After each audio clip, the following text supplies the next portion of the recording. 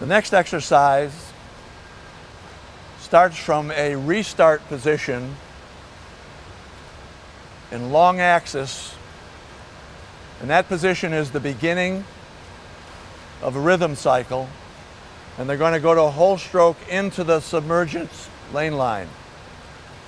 I'm asking them to start the restart either on the left hand, then switch to the right, or start on the right and switch to the left, so that you can see that this can be done on both sides and should be done on both sides of the body. On the lead, we're going to go underneath the lane line in the same fashion. They're going to sink the ball to the bottom. It's a little further from the wall. I'm going to ask them to crawl back on the first two so you can see it being done. It's a continued extension of their breath holding with purpose and in a task sense. Following their first two, I'm going to ask them to get back to the wall on a push off the bottom just to facilitate the drill and the camera.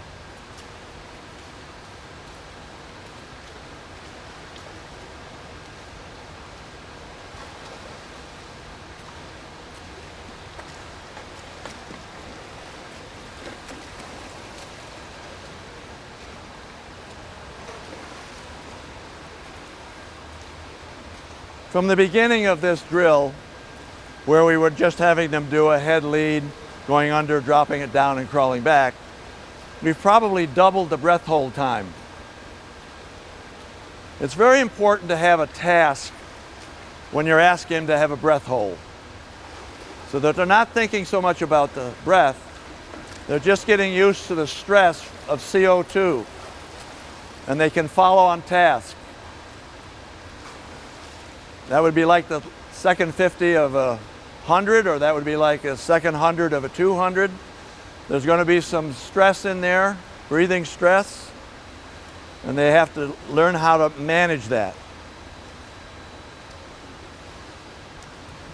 You can also see that they're doing this exercise very skillfully. Like, they are hitting the correct depth, they're rolling the lane line off their back. In order to do that, they need to know where that lane line is, and you can see none of them are lifting their head to look at it.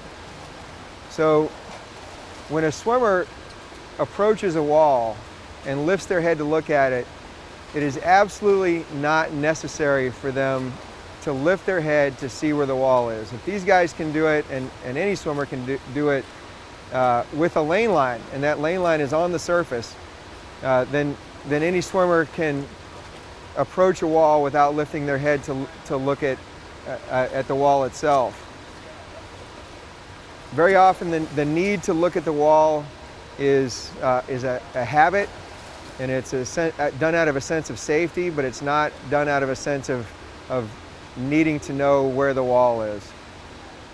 You'll notice that Sam is now going to a backstroke restart and showing you how that goes. So this is all long axis.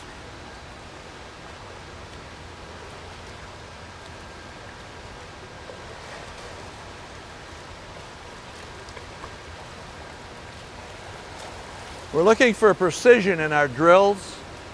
We're looking to build a neural base for competitive swimming.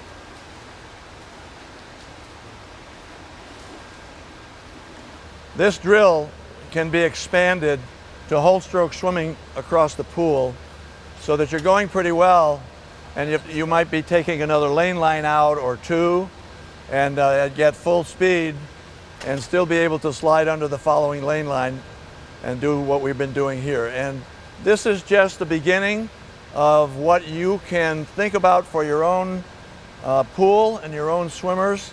And the tasks are yours to develop and create, and just be very expansive, knowing that this is an approach into the wall. It's breath oriented. You can see how we extended the breathing issues underwater.